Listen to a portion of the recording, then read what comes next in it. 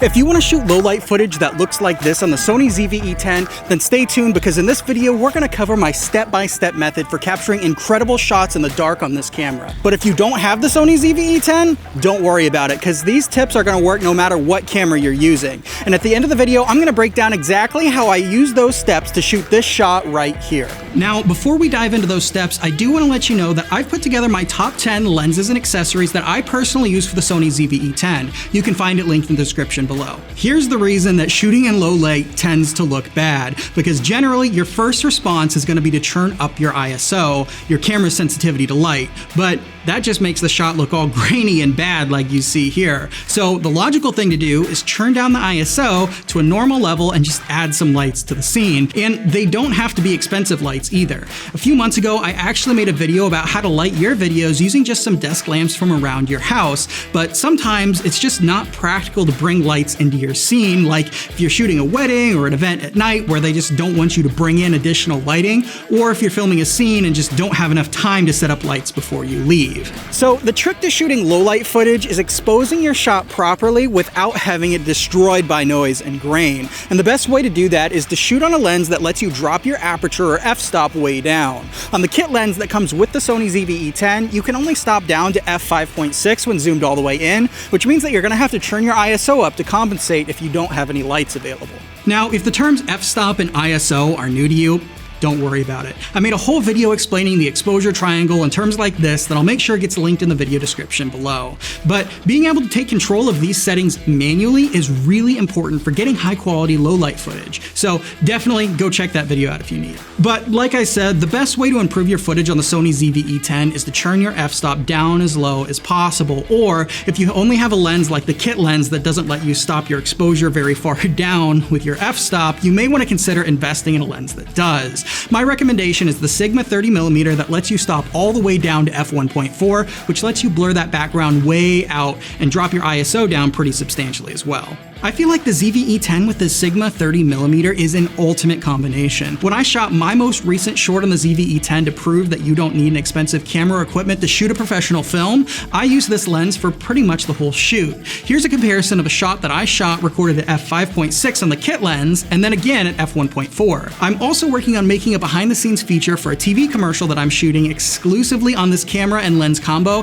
that I'm planning to release on this channel in the next few months or so make sure that you subscribe to the channel and stay tuned for that behind the scenes feature. The second step I've got for you to shoot cinematic low light footage on the Sony ZV-e10 is to make sure that you've got some sort of stabilization. The ZV-e10 doesn't have any in-body image stabilization in it, and I don't really recommend using the active stabilization mode in the camera unless you absolutely have to for a number of reasons. So instead, you're going to want to use something like a tripod, gimbal, or monopod to help stabilize the footage, or to shoot in slow motion, which can stabilize a lot of the camera jitters that you get in handheld footage as well.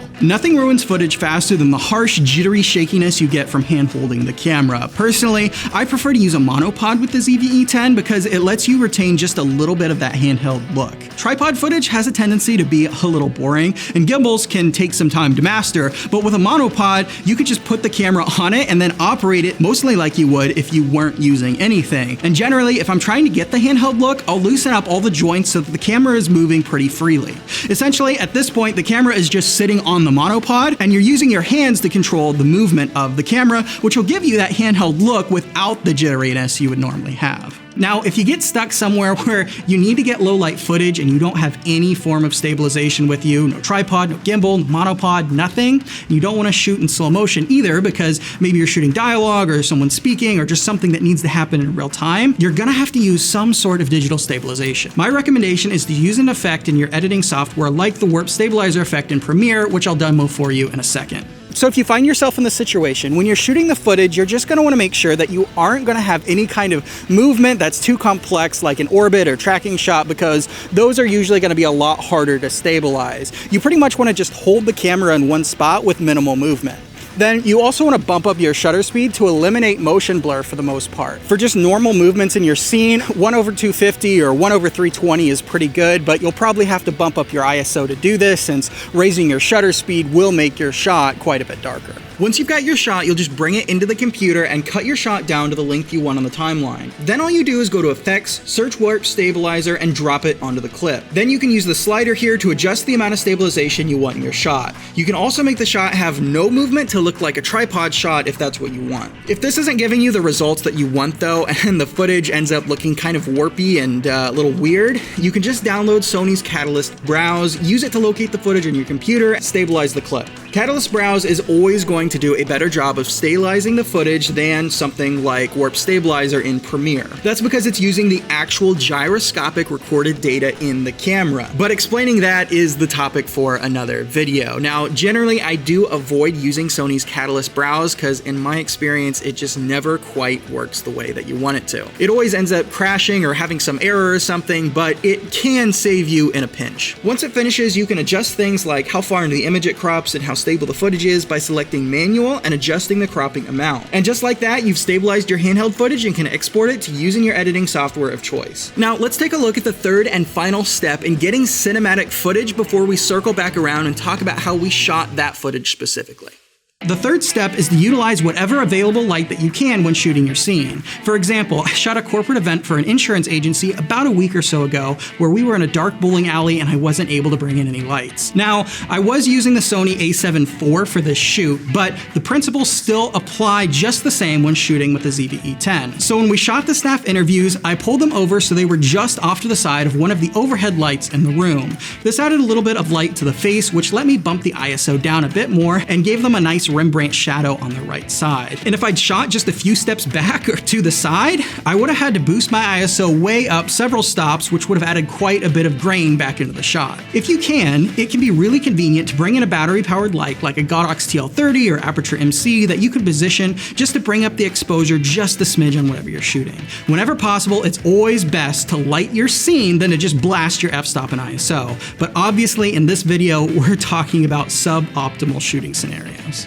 All right, so I've got my setup right here outside. You can see this shot looks totally terrible. I've literally got my ISO as high as it'll go on the a7 IV, and the shot just looks grainy and gross because, you know, this is kind of what you expect when you think of low light footage. So the key to really getting that low light footage without all the grain in it is really just using the lights in your environment to make something happen. It's really only when you just point a camera and shoot that you get footage like this. As long as you're just being intentional about using the lights in your scene, you're gonna end up with some great footage. So in this case, I'm in a parking lot at my studio, and you can see that there's some street lights and whatnot lighting up the parking lot. And so basically all I've done for this shot over here is I've just positioned myself so that the light from the street light is hitting me and giving me a Rembrandt look.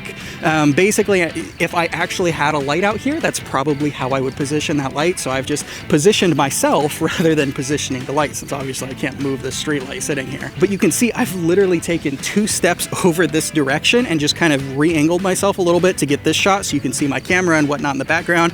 And now the shot looks terrible because I'm just not being intentional about how the light's falling on me. I'm just kind of, you know, getting the shot, and that's what ends up giving you just gross looking footage like this. In the other footage that I've shown in the video, the low light footage from the plaza and from the park, basically I've done the same thing where I just use the street lights and the available lights and position my subject, my wife, so that the light just fell on her in a way that I would have lit it if I actually had a light there. So again, instead of setting up a light to light the subject the way I would normally do it, I'm just moving the subject around the lights that I have in the location.